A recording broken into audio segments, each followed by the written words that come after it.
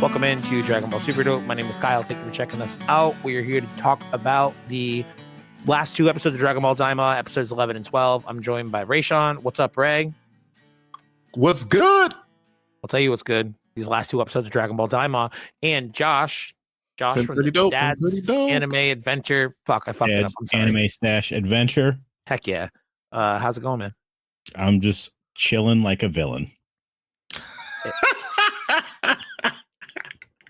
Great callback. Oh man, that's hilarious. That is so funny, man. We didn't do an Trendsetter. episode. Yeah. Did you make that up, Raysean? I'm pretty sure I did. I'm pretty sure you didn't. We are going to do, we didn't have the ability to do, I didn't have the ability to do an episode last week. So I do want to run through episode 11 very quickly. And before we get to episode 12, I also have some things on the back end of these two reviews. We're going to talk a little bit more about maybe a potential Dragon Ball movie coming out in 2025. What? And then we're going to talk about the manga returning for Dragon Ball Super. And also, You got the spoilers. I don't know about spoilers. I just Who know a you little know? bit of news. I know too many people on the internet. So we'll also talk about spoiler etiquette because episode 12 was spoiled for me at 10 fucking 30 this morning as it was literally live airing in Japan. Damn. I am very upset and wanted to commit multiple murders, but obviously won't do that because it's a cartoon. But man, am I still really mad about it. So episode 11. All right. I like the fact that we're doing them together, if I'm being real, because I do feel like these two episodes are kind of a part one and part two. They definitely go together. I can agree with that. So Legend is the title of the first episode. I'm not even going to read the synopsis of it, or maybe I should. I do just have some ridiculous notes, but honestly, the notes don't really give any tremendous insight as to the structure of the episode. So I'll just read it. Neva pretends to be senile, but Piccolo, yeah, they meet Neva. They get off the ship when they see Neva. Neva pretends to be senile, but Piccolo sees through his act, so he confesses his part in helping Goma turn everyone into children and assures them that Dende is safe. I liked it that moment. That was pretty dope. I will point out, I do appreciate the fact that Neva more or less sings the OG Dragon Ball theme song in this sequence. The "Let's go grab them up," Dragon Ball doesn't really have the melody, but he definitely uses the exact phrases. He says he also reveals that he created the Tamagamis before convincing the group to take him with them because the Dragon Balls would require the Namekian language to work, which none of them can speak. So they need. Piccolo could speak, but I guess he forgot now. Yeah, he's been slumming it with the common folk of Earth a little too long, apparently. Yeah. But I can kind of get that, honestly, because like I just had Christmas Eve, a few days ago. We had a party at my house, and my grandfather, who only speaks a lot of Portuguese. Yeah, my it wasn't a ton of Portuguese, but my grandfather was here for a few hours, and I talked with him a little bit. And like I haven't spoken is the right way to say it, Portuguese a lot in the last year at all. But like sitting with him and going the back and forth, I got pretty conversational. Also, I was drinking, so. But my point is, if you don't use it, you lose it. I feel there's a very real thing with language, so I can kind of like excuse Piccolo not really remembering that shit. And it also makes sense to take Dende out of the equation, but turn him into a little baby who can't speak at all, so that way he can't do it as well. So, Have we ever heard Piccolo speak Namekian? He did at the tournament when he was talking to Kami. I think we watched him on my podcast, but I don't know. There's certain things I just remember. But there be certain things people say, and I'll be like, I don't remember that. Certain things I'll be like, I remember that moment because I remember Bulma being like, "What the fuck they say?" type shit. I will state, all right, it's funny that you say like normal or things that aren't normal that you just for some reason remember. There is a reference here. Neva looks at Piccolo and he's like, "You remind me of Cat's Hats," and I was like, "I'm not sure I know what that means." And he's like, "Yeah, that was my dad." And I literally had to look it up. And I was like, why don't I remember this?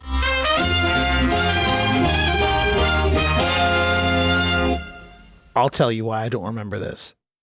I'm old and substances. But editing Kyle here, listening through this just now, I do such a poor job trying to explain what I mean. I'm just going to read the Wikipedia entry for it, so that way I give it to you guys like as plainly as it could be stated, because I basically missed a generational step while I was trying to explain it, and most of that shit has been cut from this episode just to kind of clean it up, and you don't have to listen to all my stupid rambling, right? If you do want an uncut version of the episode, though, to hear how bad I was, patreon.com/Dragon Ball Super Dope. There is a link in the show notes. We actually made this one free if you want to get a feeling for what the uncut episodes are. Like, it's usually 30 minutes of us bullshitting. I think I yelled a lot about Elon Musk this week, probably some other things, but it's going to stay free. I decided I was going to just take it down once this real one went out. But if you want to check it out, it's there. There's a link in the show notes for it. So katats, I think it's katats, katatsu in Japanese. Want to know what it is? Katats is an ancient Namekian and the father of the nameless Namekian that eventually goes on to separate into Kami and King Piccolo. He is thus the grandfather of Piccolo Jr.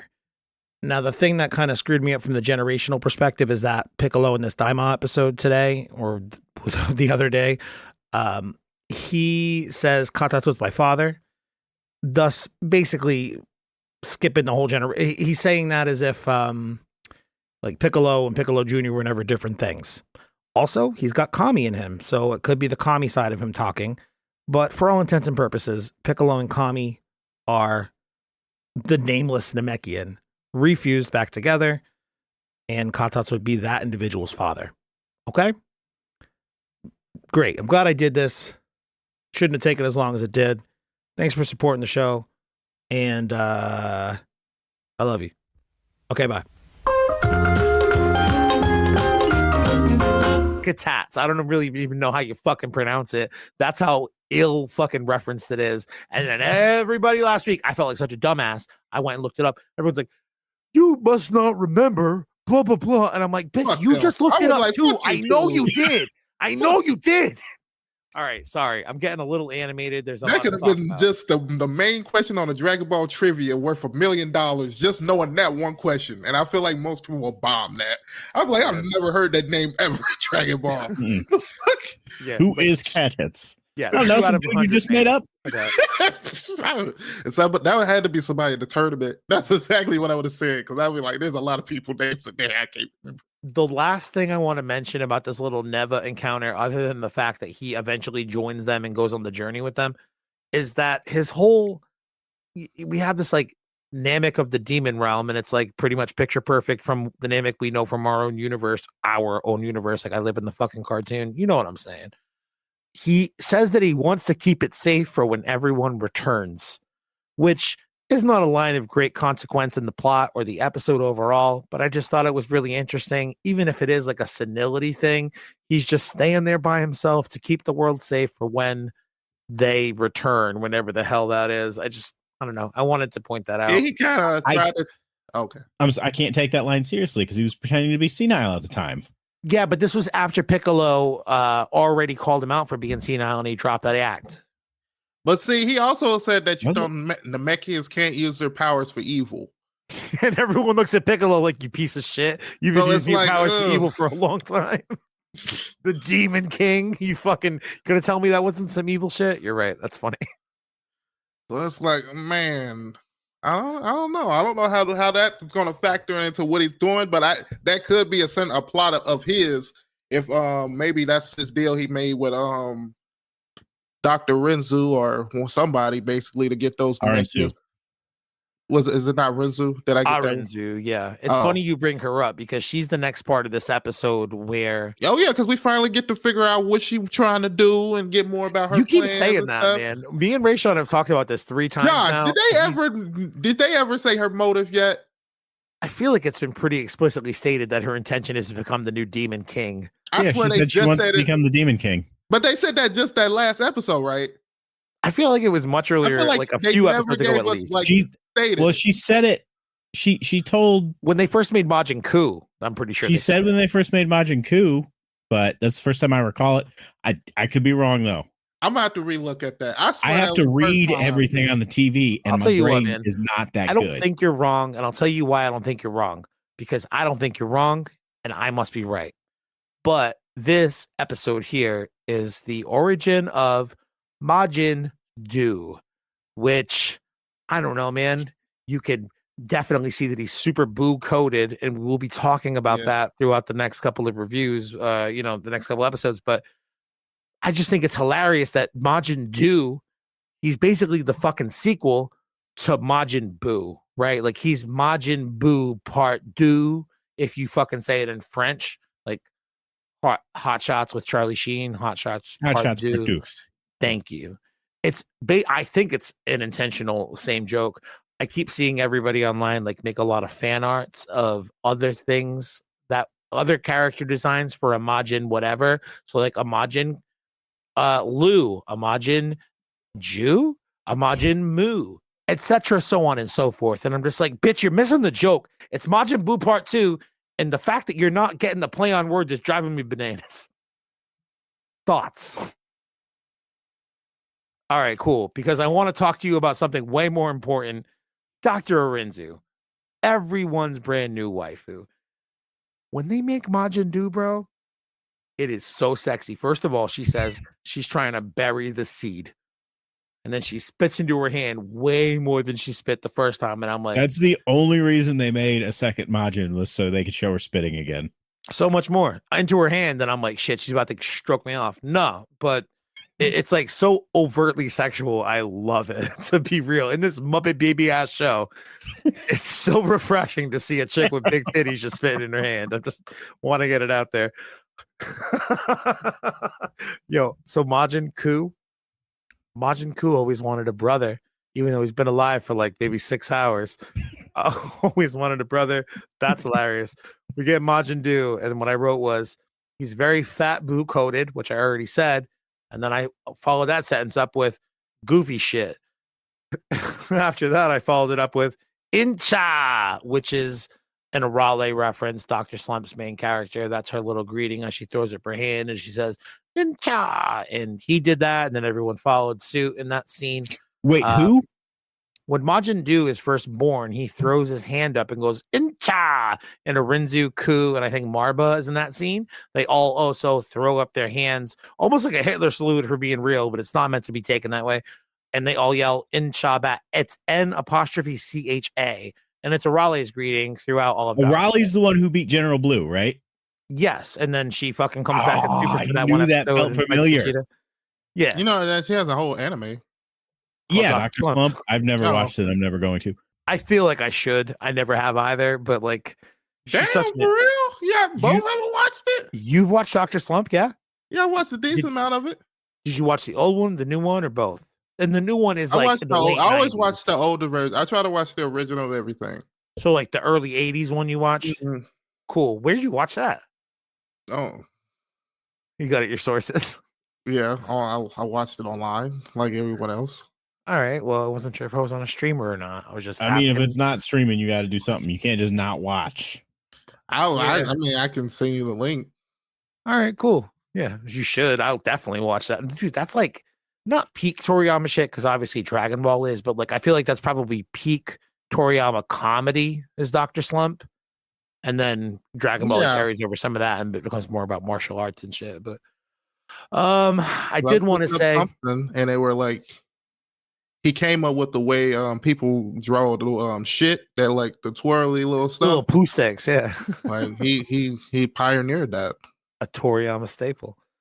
I did feel like we're still on episode 11. We're almost done. I feel like the pacing is great in the second half. Pacing has been one of the few things that I've struggled with in this series. Sometimes it's excellent. Other times it's very clunky, almost from scene to scene. And I'm just like, I don't understand why we're doing this. It's been bad pacing? Sometimes. But I will say the last time that I made a pacing complaint, it was about the fucking Kraken. And I was like, why are we wasting time with this dumbass big sea beast? And then it comes back again today in this episode 12.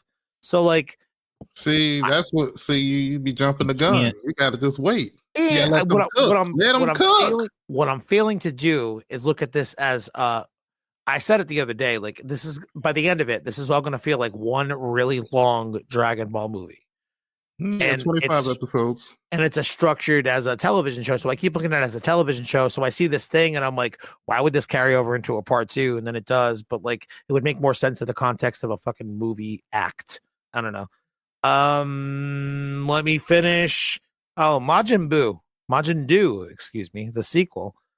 He's really comfortable with wrapping his dick and balls around people's faces and trying to choke them out. And like, I personally don't have any problems with that, but like, I just really appreciate how he did that.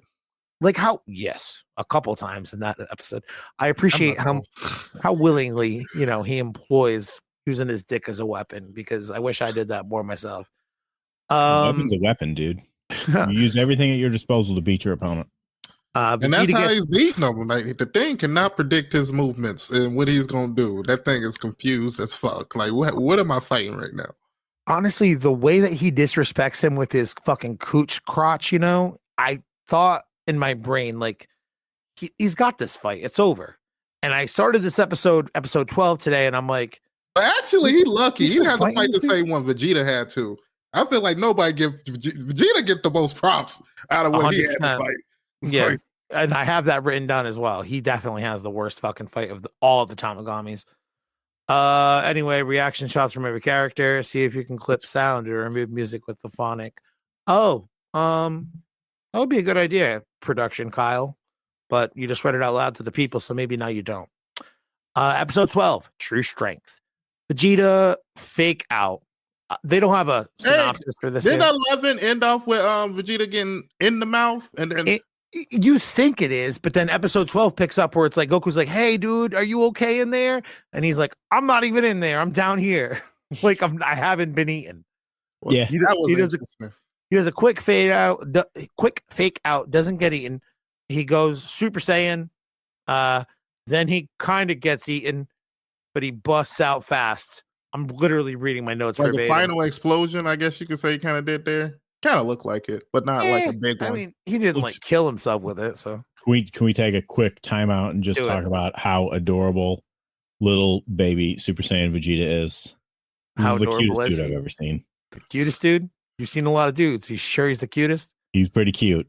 He's one, like, he could have been on Muppet Babies. That's how cute he is. Oh, okay. Yeah. I feel it. I mean, Goku could have been too. He could have been there with Fozzie Bear. Waka waka, Vegeta, what are you doing with that Kraken over there? I will say, though, watching Vegeta fight, I think I do like his fighting style a little bit more. It's more aggressive, I'll say that. Yeah. We've done a few of these segments over the course of this series to this point. It's been Goku's disrespectful. And then we talk about the moments where Goku is straight disrespectful. Vegeta has a fucking Vegeta is disrespectful moment in this fight. And it is so much fun, dude. But I don't want to blow the load because it's the thing at the end that everybody spoiled for me at 10:30 this morning because you're all a bunch of goddamn savages. Anyway, before we move on, I wanted to say Vegeta fighting with his Super Saiyan form against the green water, basically the same aesthetic on Namek. I absolutely love that color pairing, which sounds stupid, but I love the idea of, this is a really deep cut that you guys probably whatever. It's a video game for Super Nintendo called Super Saiyan Densetsu. It is a role-playing game where you get to play as all the different characters in Dragon Ball, from Raditz on through the end of Frieza. If you meet certain conditions at the end of that game, you can basically summon an alternate what-if fight, where after you beat Frieza, you as Super Saiyan Goku have to fight Super Saiyan Vegeta back from the dead.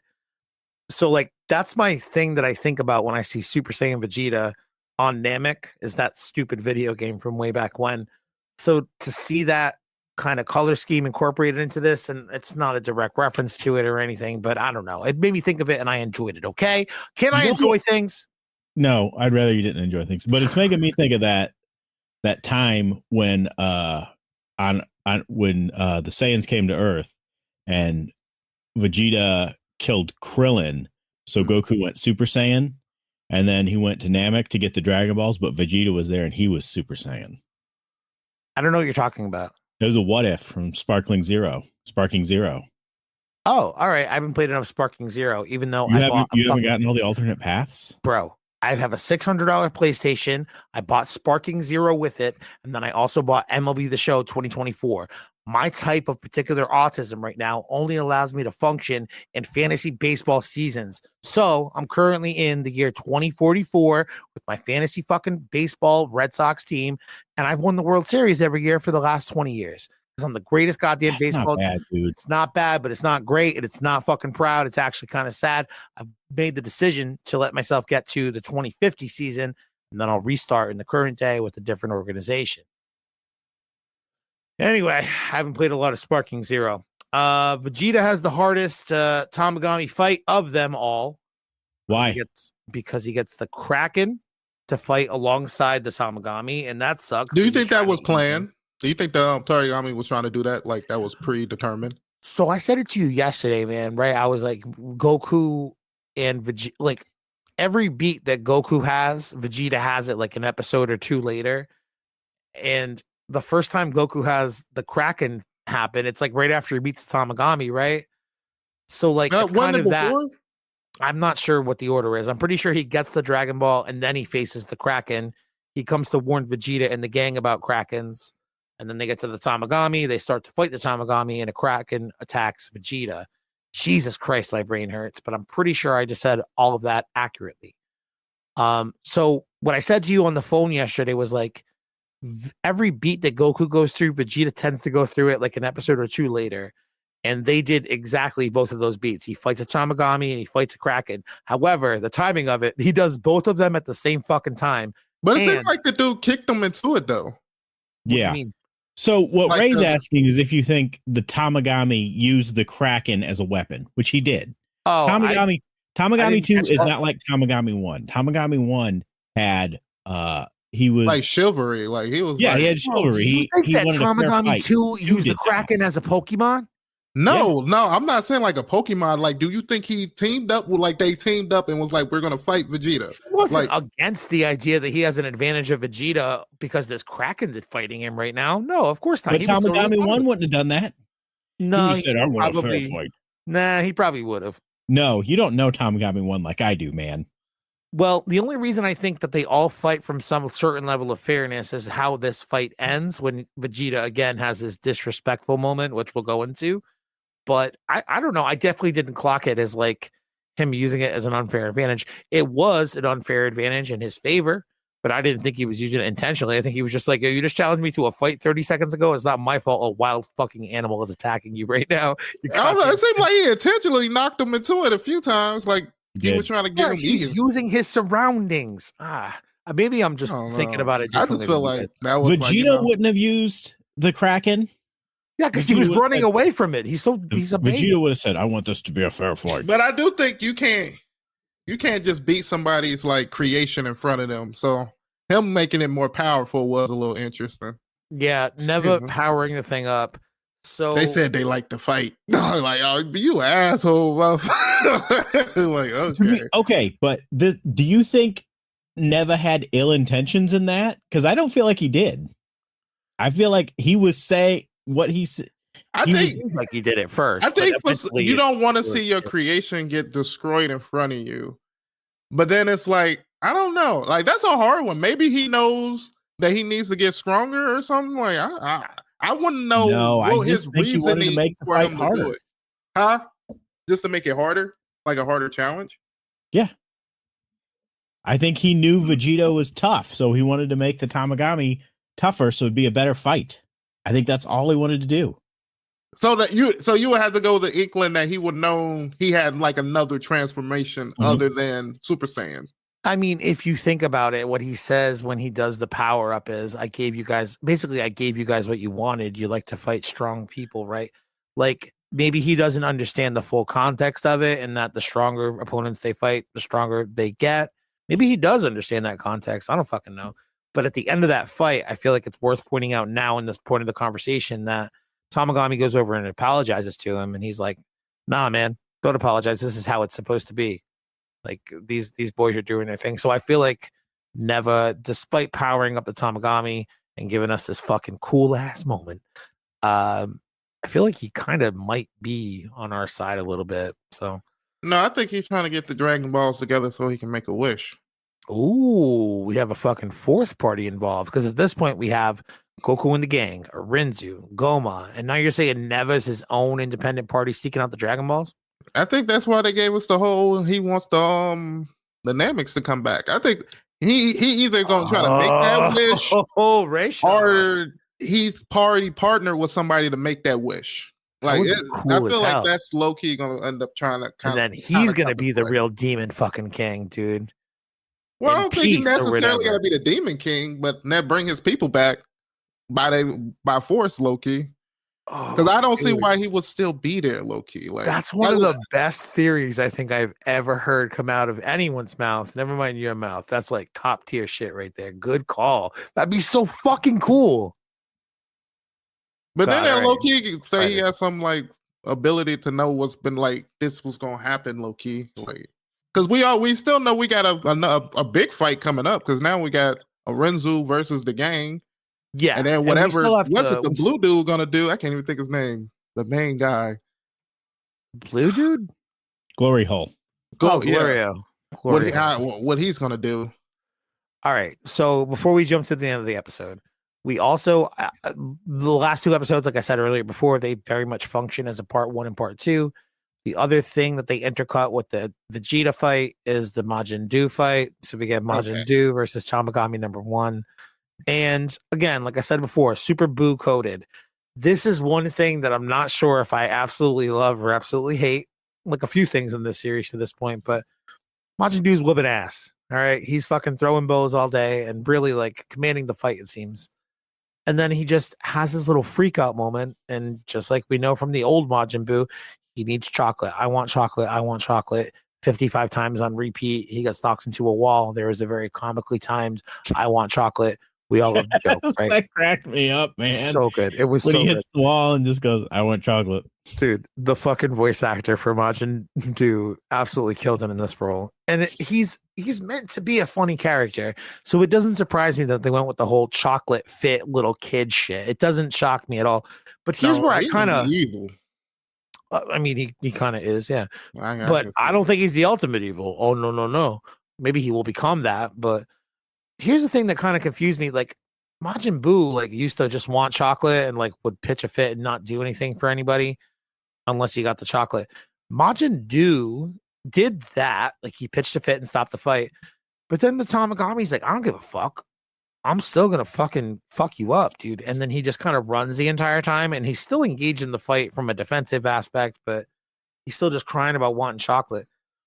And then Majin Buu brings him the chocolate, eats the chocolate, and it powers him back up and gives him all the energy in the world to fight again, which is just, I don't know, the motivations are just a little not completely aligned there.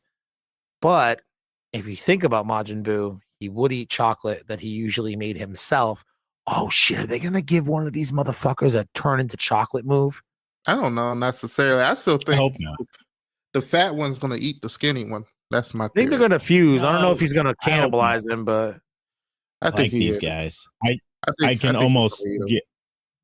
I would bet money. I don't have any money. I lost all my money betting on sports. But if I had any money, I would bet that the fusion we see is these two guys, to make another stupid Star Wars reference. Yeah, Majin Dooku. Did you just set me up on purpose on that? Did I say that to you the other day? I wonder what that would make, because one of them is really smart, and then the other one's kind of like, I wonder if he like somehow come out like super evil or some shit. You're so good at pretending you don't know Star Wars, Josh. Yes, this was part of my thing last week. Was if they fuse, what's the name? Majin Buu, Majin Buu, Majin Dooku. That's the fucking trainer of Emperor. It's the apprentice of Emperor Palpatine. It's the person who trained Qui-Gon Jinn.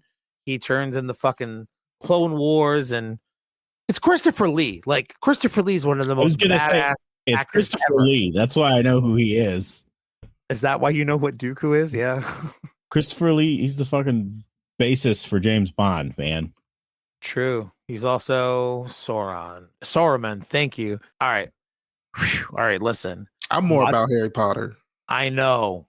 Majin Buu always gets his chocolate, finishes off the Tamagami with this little thing where he wraps his head around his heated sword and face punches him in the face with his face, and ultimately wins the battle.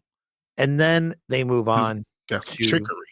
Yeah, again, fat boo coated, but that's also a little bit of like any of the boos. Like they all do weird body transformation shit like that. So, interesting. I can't wait to see eventually. Like it's the foregone conclusion, right? Like those two, Boo and Do and Ku are going to fuse into Majin Dooku. And I think the fat one's going to eat the skinny one. I think it's going to be not like going to eat him. Leave him alone, Raysean. That's exactly. I see it coming. I see a fit happening, and then we're not even talking about my favorite moment in the episode.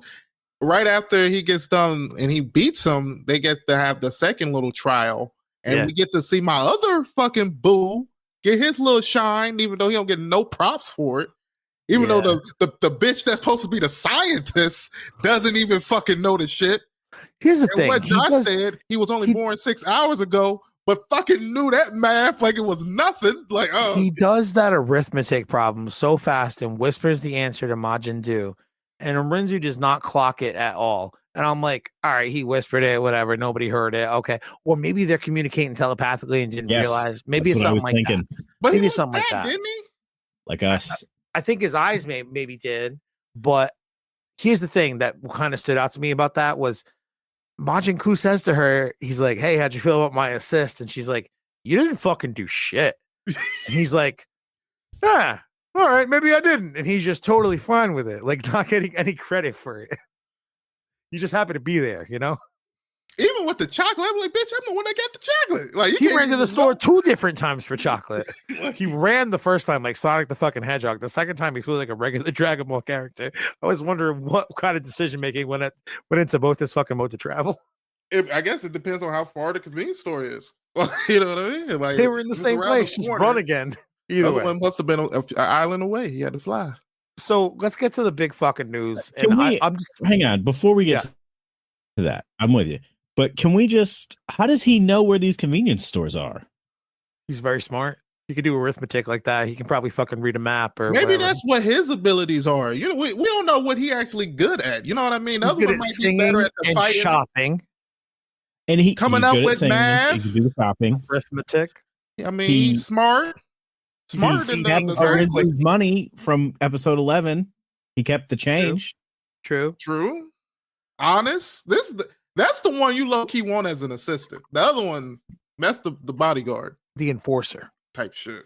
And then I think it's funny because we all were saying that the other Kai, because we didn't even talk about I guess, what's his name? The Demon King and the brother Supreme Kai are watching this happening. And I guess he didn't even know that was happening, which that might be some bullshit. That might be some bull crap. It's like, I do have a note written down here that basically confirms exactly what you just said. Not confirms, but like my suspicions are there as well.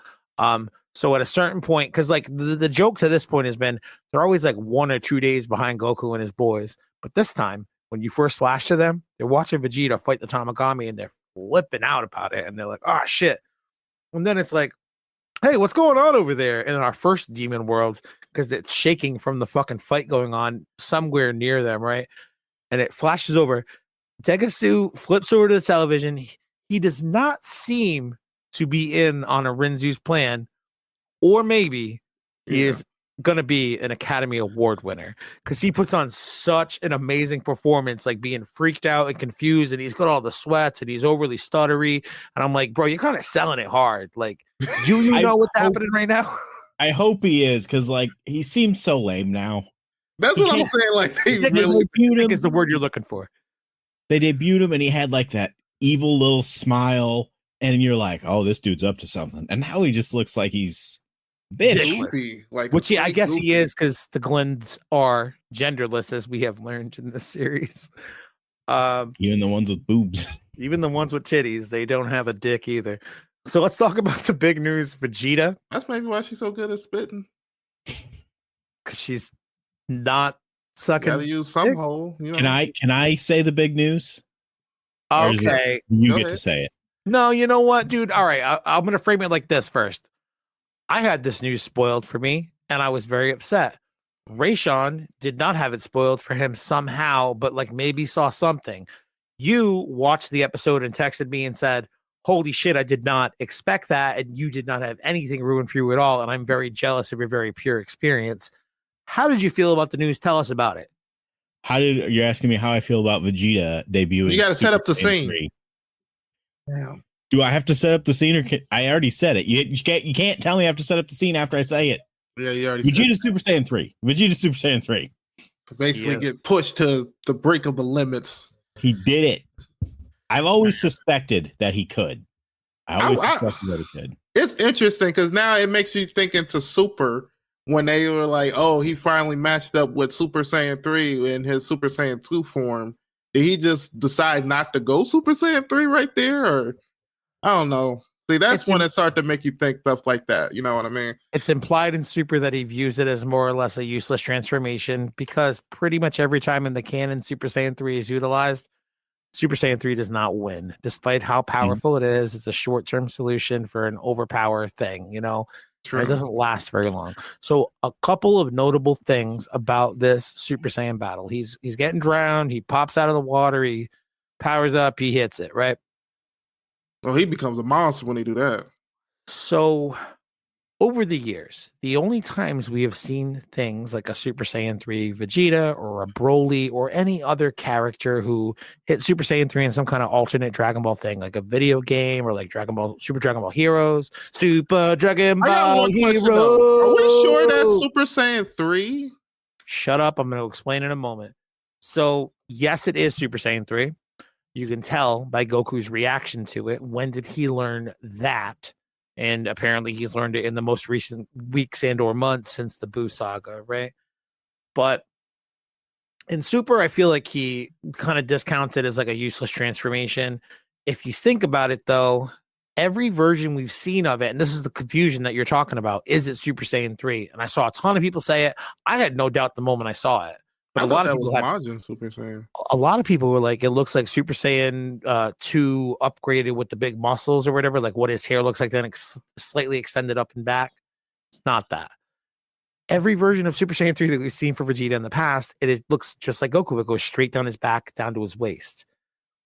And those are all non-canon things, and Toriyama did not make that up. Apparently, in his decision for the Super Saiyan 3 Vegeta, which I fucking just so love, dude, because it can give us infinite forms and infinite fucking toys for the rest of our lives. He made the decision to have the design not go out and down, but up and back. And like his hair grows, but because Vegeta's hair is straight up and Goku's kind of like lower to, center of gravity, Vegeta's goes up. His continues to go up and back. It doesn't go back down to his waist.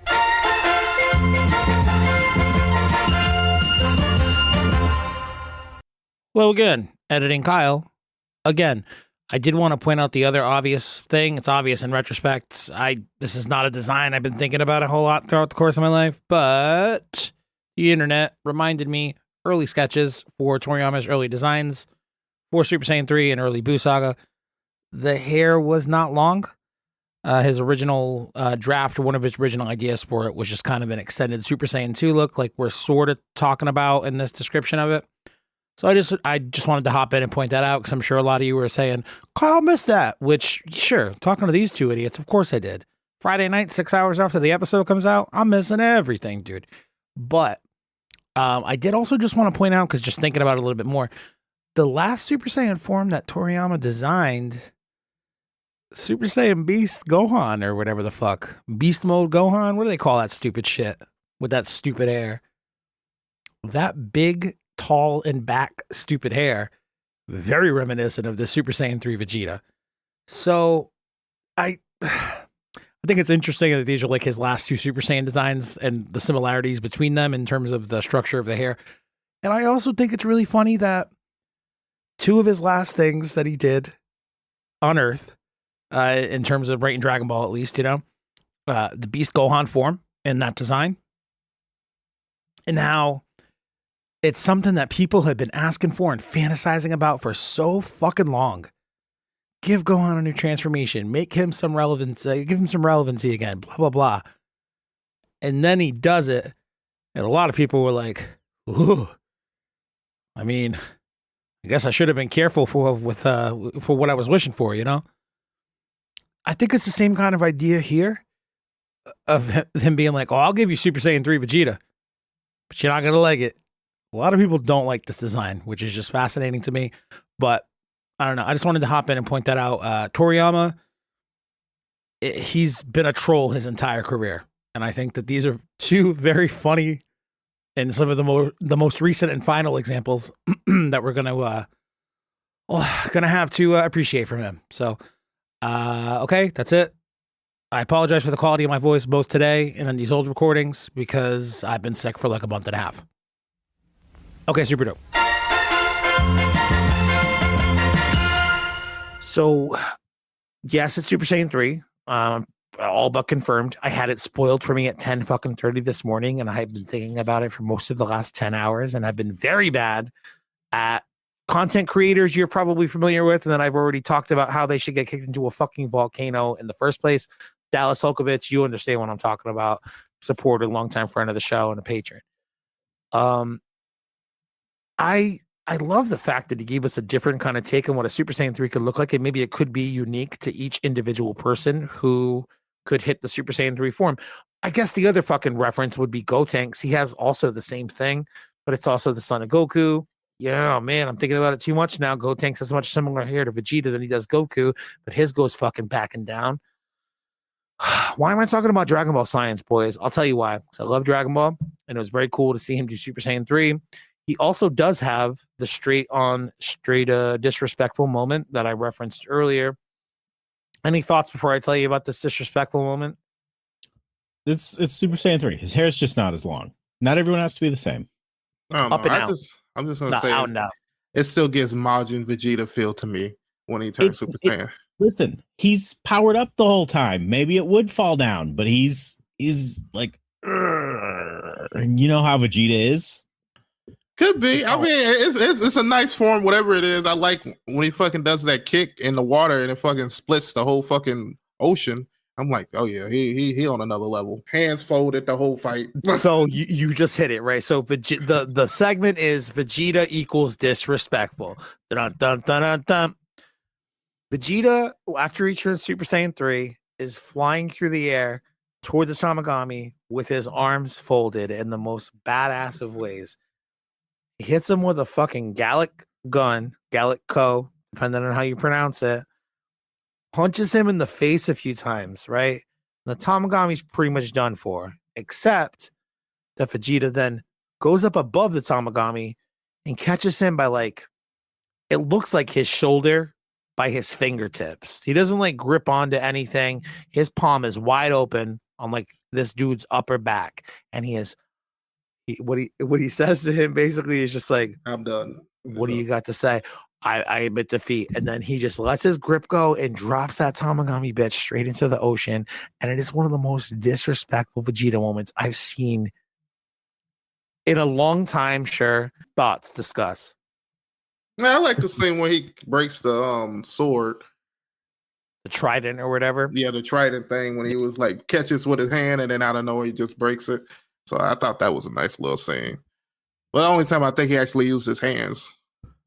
I don't know if Vegeta even sees that as being disrespectful, you know? I thought that was actually like him being was like I don't want to say respectful.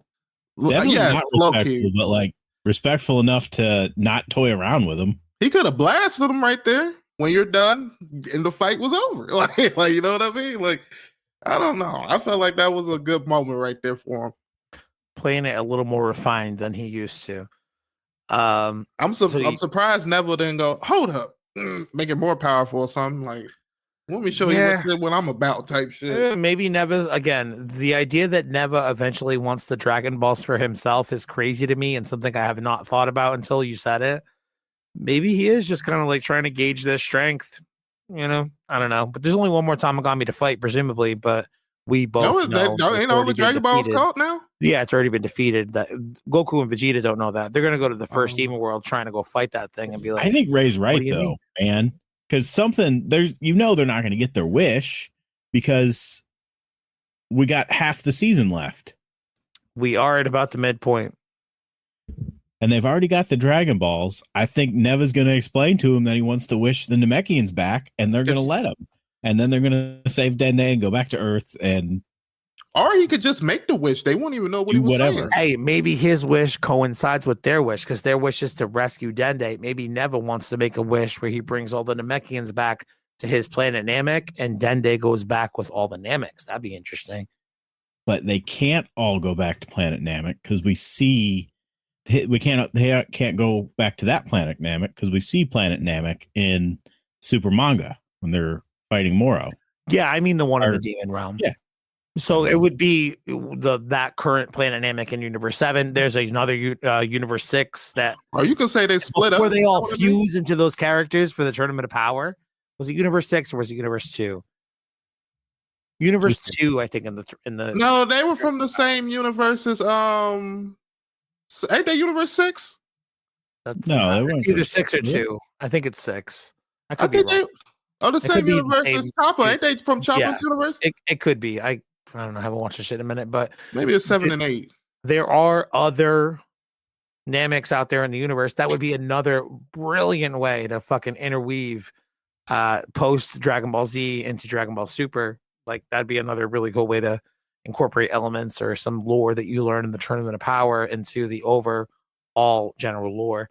Yeah, because I'm pretty sure he probably can get some Nameks nowadays that probably be like, you know what, let's go back to the underworld. It's a new generation and everything. Well, also, we don't have a choice because we got wished back by like Namekian god of the Demon Realm with the Demon Realm Dragon Balls. He low key can like use other people's Dragon Balls and shit like that. So we don't even know what he really is low key. Because even when he powered up the robot or the Tamagami, we don't even know if that was as much as he could have powered it up. You know what I mean? He probably just went, let me get that love. Good point. Here's like a 50% buff. Yeah. I could give you a 6,000% buff if I wanted, but he's like, well, let's get to that third one. Let me show you what I really can do. Like, you know what I mean? You're like, But now he's gonna go there and that's gonna be beat. He's gonna be like, damn. It's gonna be interesting to see what the ultimate face-off is to get that last Dragon Ball. Like, is it Ku and Do fuse into Dooku and they fight Goku? Jesus Christ, that's a sentence that just came out of my fucking mouth. I did want to just touch on the last couple parts of this episode. We get the Dragon Ball, they get the Dragon Ball, all's great. We're gonna move on. We get in the fucking new spaceship. Oh, and they what's the riddle? Go. Shit. I almost glossed over the most fucking important part.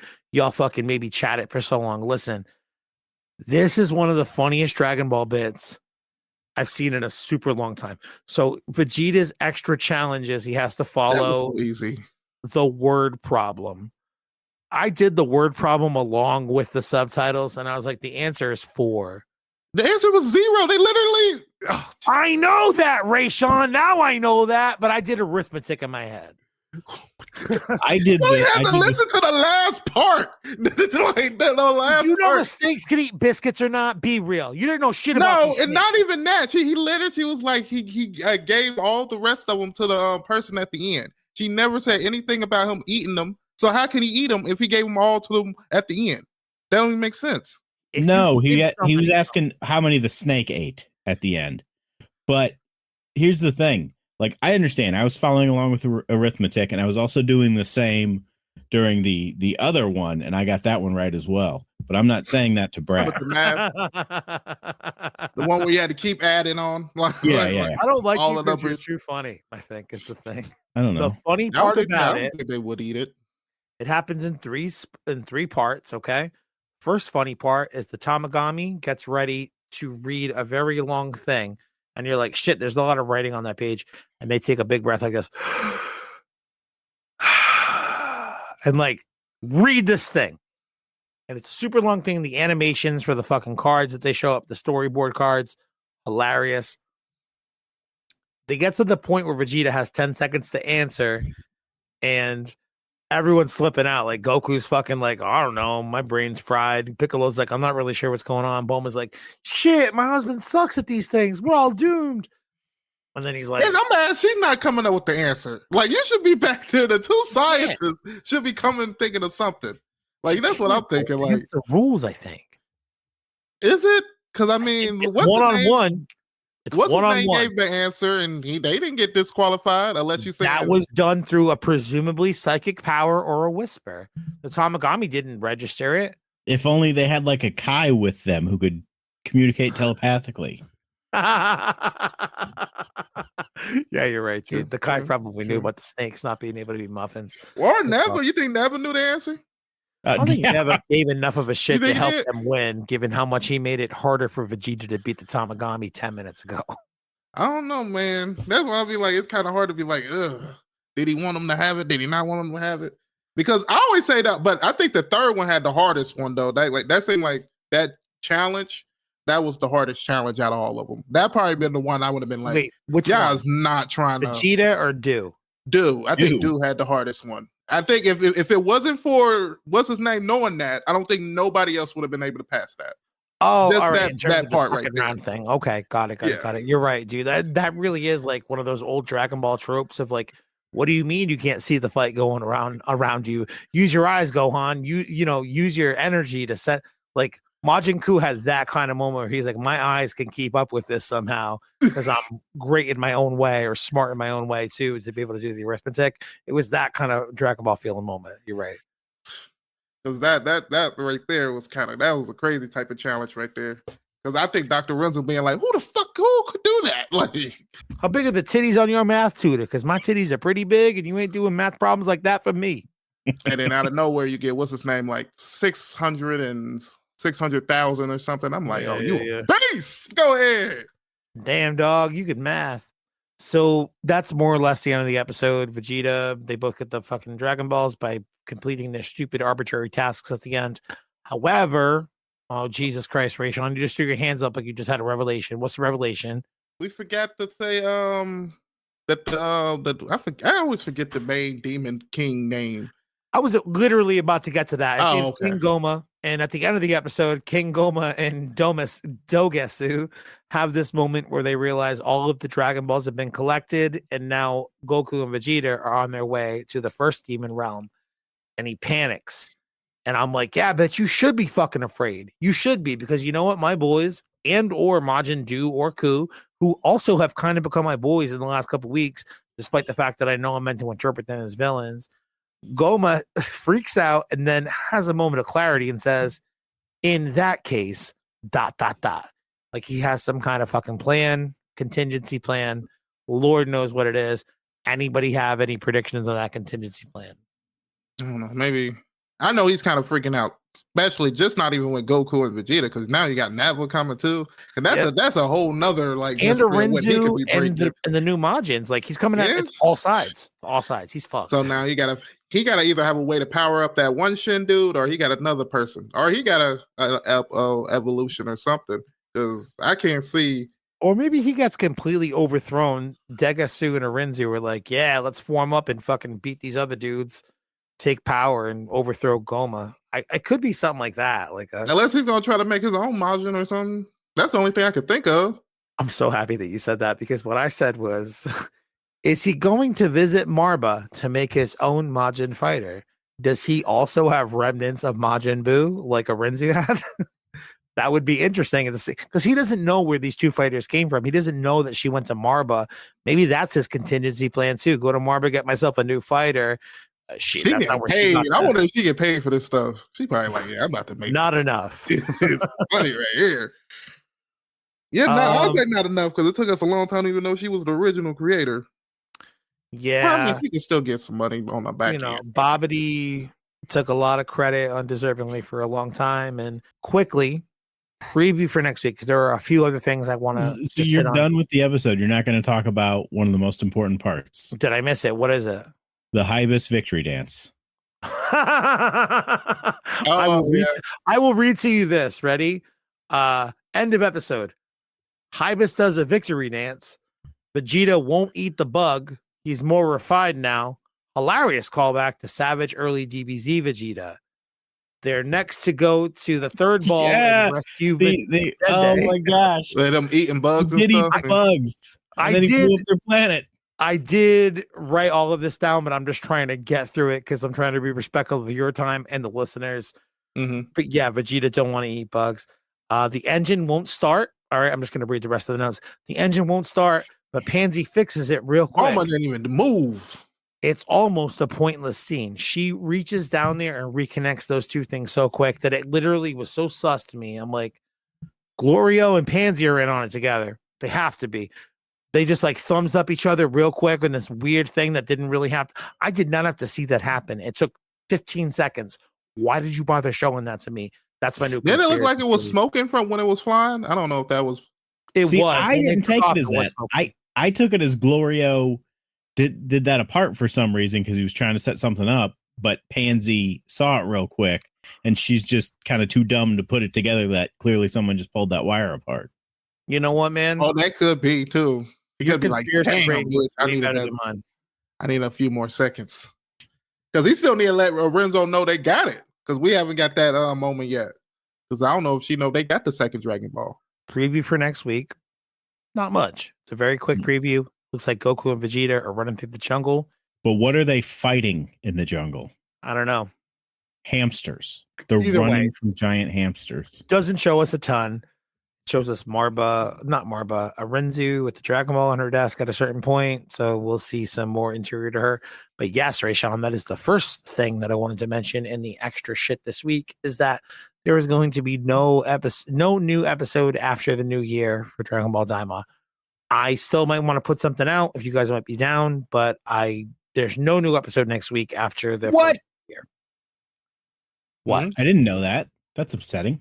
Yeah, it was just announced earlier today, so it's kind of fresh news, but no episode for, I think it's like January 4th, I want to say. Yeah. No, January 3rd. January 3rd. No new episode on the 3rd. They'll be back on January 10th. So why even have a January 3rd? You know, I kind of agree. Like, what the fuck's the point? Calendars are meaningless unless I'm getting new episodes of Dragon Ball. It's like every year when Frasier ends, and I just sit around waiting for more Frasier. Best running joke we have on this show this season. Great job. So I did want to talk a little bit about, I already talked about the spoiler etiquette thing, like the fact that I saw spoilers for Super Saiyan 3 Vegeta, and a lot of people did on our Instagram. I was very mad. 10:30 this morning, I opened up fucking Facebook on a Friday when it was a little slow at work because God fucking forbid, I'm an American. And I saw shots for Super Saiyan 3 Vegeta immediately, and I was so viscerally fucking angry in a way that I genuinely do not remember at all in any time, even going back to like Tournament of Power stuff. Like, because Tournament of Power stuff, the day was a little bit better. It would be like a Saturday night tradition. Like, we'd all get together, wait for the thing to drop. It would usually come out around 11. We'd have a rip, and we'd party and watch it until like fucking, 1, 2 in the morning. It was a blast. This new time zone, like, while I respect and understand what they got to do, it comes out at like 10:30 Eastern time in Japan, and I had rips at 10 fucking 50 of people posting up Super Saiyan Vegeta links, pictures of it, and I was so mad. A lot of people on Instagram agreed with me who follow us. If you don't follow us at DB Superdope, go check it out. There's a link in the show notes. We love community. There's also a link for Discord in each of our show notes too. We had a few people. I had like a Christmas meltdown where I thanked all of our Discord friends, who I'm very super thankful for, and I love deeply. But a lot of people hit me up afterward. They were like, how do I get an invite to the Discord? I'm like, I don't know, man. Like, check the links, But I sent them links regardless. Anyway, if you want to be part of our communities, there's links. I'm happy to talk with you, and so are all my fucking cool Dragon Ball friends. I was really mad about that spoiler this morning. Josh, I'm so jealous that you got to experience it unspoiled today. I wasn't spoiled. Yeah, but you said you might have been through Instagram and you weren't sure, right? Isn't that what you said when we talked before? I was like, no, I even went on Instagram and I still didn't see it. Oh, you even went on Instagram. Man, well, fuck both of you guys, all right? Maybe I'm too online. Probably my own fault. You're chronically online. Yeah. Terminally online, I think is what the kids call it. You're terminally online. When's the last time you logged off of Yahoo? Can't tell you the last time I logged into For Yahoo. me, it was probably 97. What about you? Shut up. All right. Not quite that long, maybe 6 months ago. All right, couple last quick things. A lot of people are asking about two things in particular: a new Dragon Ball movie and the return of the Dragon Ball manga. These are kind of quick discussions. There's not much to talk about in terms of opinion, so I'll just throw them out to you guys and you can get them on the record. for a new Dragon Ball movie. Let me tell you where this rumor came from. Toei Animation recently had a stockholder meeting wherein they announced they plan to do, I think, 4 feature films in fiscal year 2025. What that means is fiscal year 2025, because y'all motherfuckers have never worked in finance, it seems, fiscal year 2025 will run from April 25 through March of 2026. So I say that because it doesn't necessarily mean it's going to come out in the year 2025. There's also no confirmation it's going to be a Dragon Ball movie. People just suspect that of the 4 films that they have announced, 2 of them will be anime related. They assume one of them will certainly be One Piece, and they assume the other one will be Dragon Ball because that would make the most sense in terms of profits. One Piece, people feel, has been neglected since the beginning of Daima, pulling a lot of animators from One Piece to work on Daima. It's been put on break for One Piece until I think next spring. So they think that it'll be a One Piece movie to make nice on that situation and a continuation of the Dragon Ball fandom. I say all of that to just give you some context. What about the other 2? I don't know what they could be. I know Toei puts out live action movies as well. It could very well be live action movies in no way associated with Ultraman. I think that's Toho, but I could be wrong. I think that's Toho. Do they do Godzilla? Toho does Godzilla, yeah. It's 2 more Godzilla movies. It's probably 4 Godzilla movies. So we're probably re-releasing 4 Godzilla movies. All right, so stop it. For Toei, though, it could be a Dragon Ball movie. It's not confirmed. Anybody who's putting a graphic in your face on a meme that says a Dragon Ball movie has been announced for 2025, they are making a lot of big assumptions, and they're making a picture and lying to you in a lot of ways, so that way you'll share it in excitement to be able to boost the visibility of their shitty pages in a very similar fashion to the same people who posted Super Saiyan 3 Vegeta spoilers at 10:30 this morning as things were still live airing in Japan. Why do I take the time to point all of this out?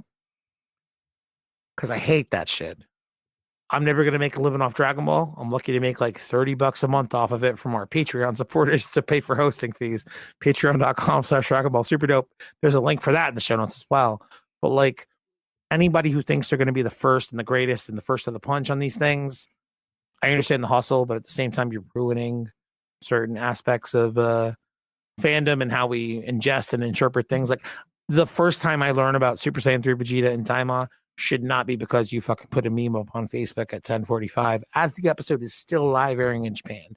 If you do things like that, I understand why you do it because you're trying to make money or boost visibility or whatever. But please know that I think that you're an absolute piece of fucking shit, and I hope that you die.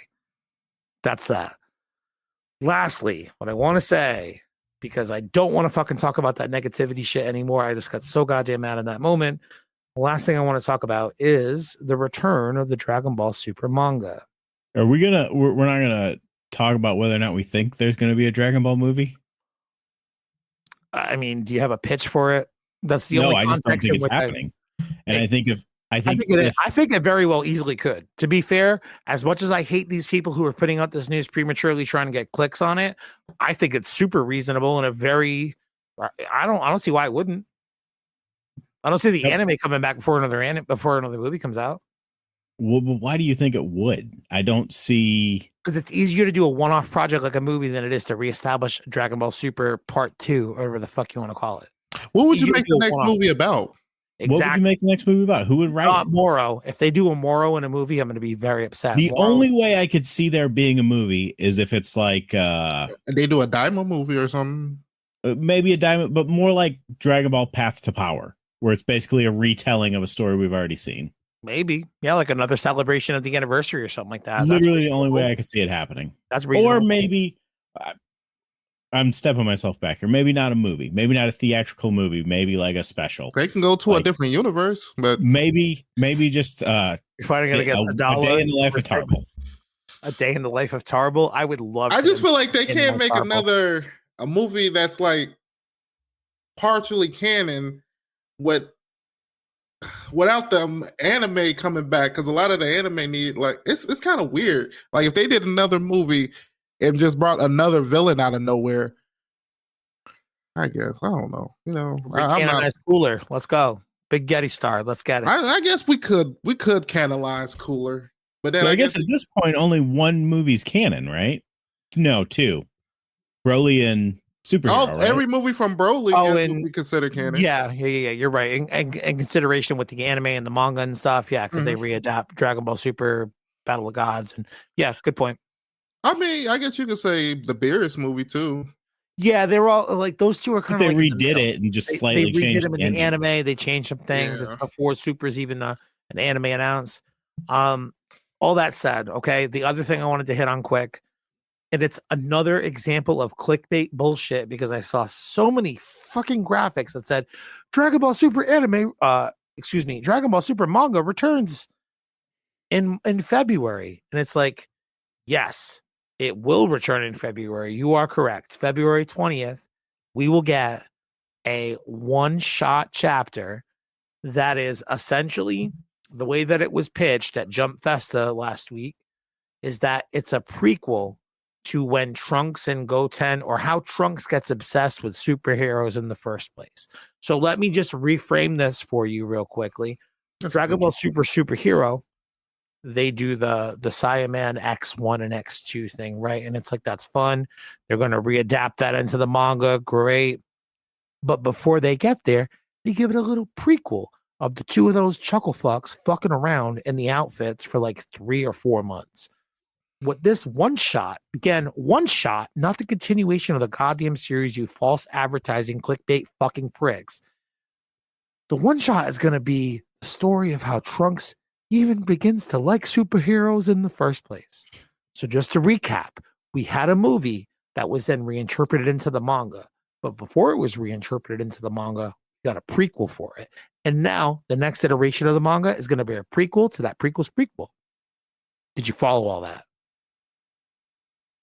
Yeah. I mean, think it's interesting that they're going with that storyline because you would think Trunks wouldn't even...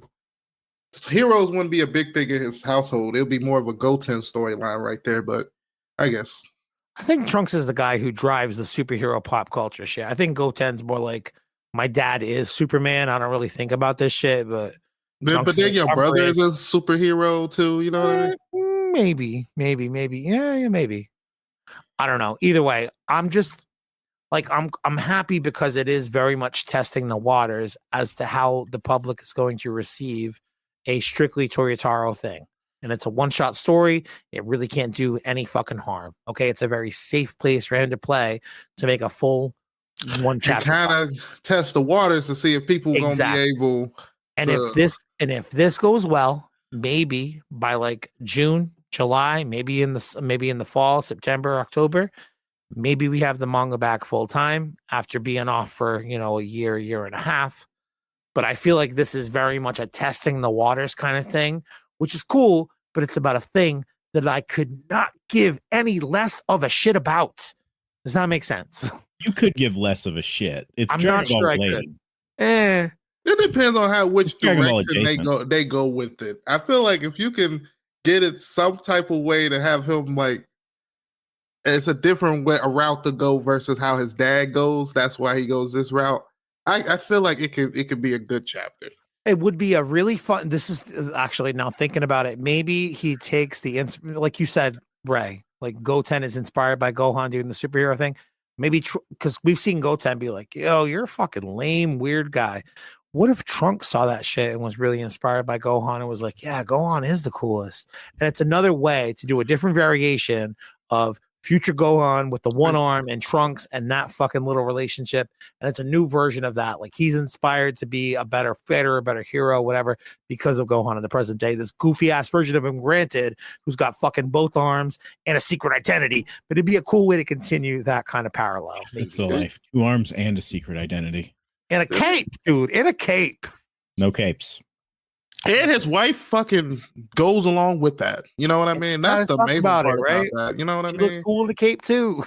She like, you don't have to stop your goofy shit, nigga. I'm with you. Let's both be goofy. Like, that's true love, man. That's true love. Gohan got the best wife, low key.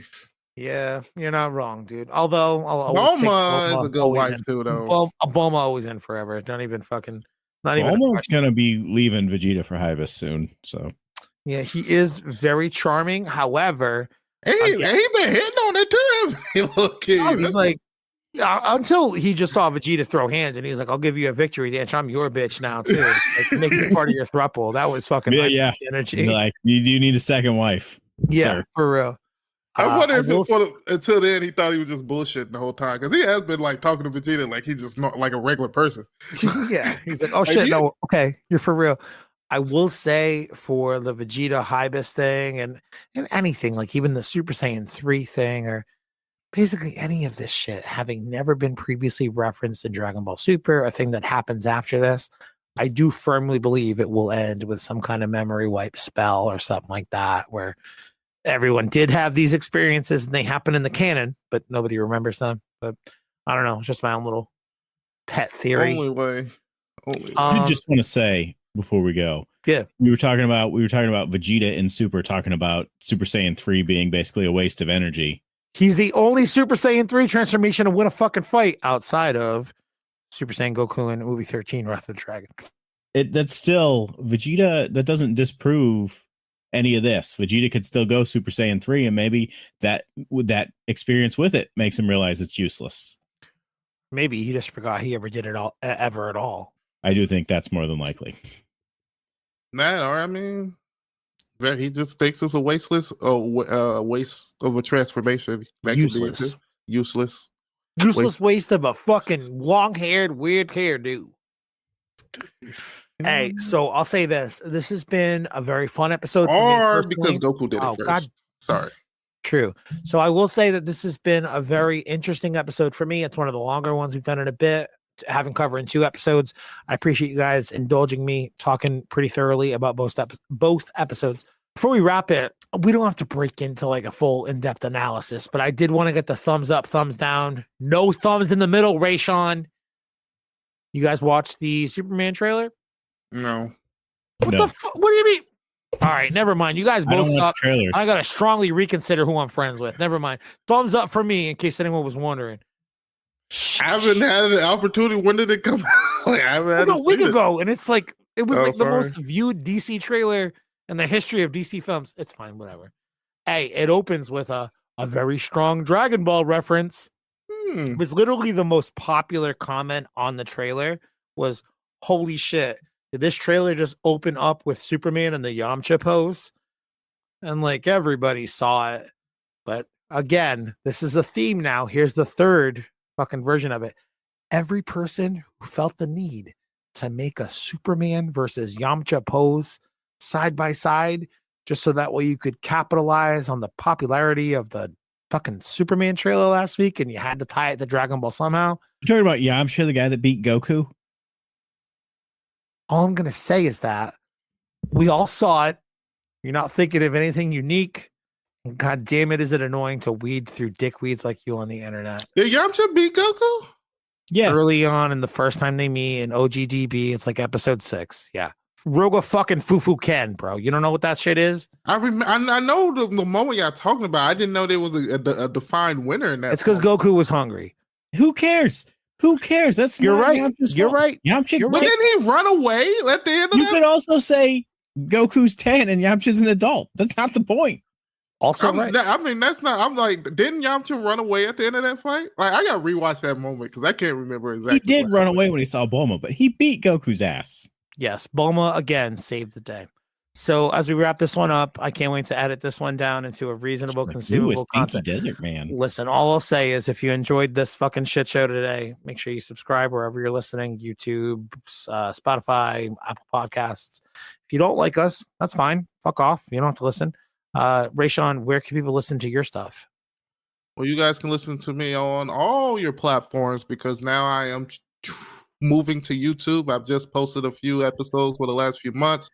Hopefully there'll be some links posted below. You can also find me on Apple, Spotify, and stuff like that. We got some big interviews coming for the new year, so check me out, man.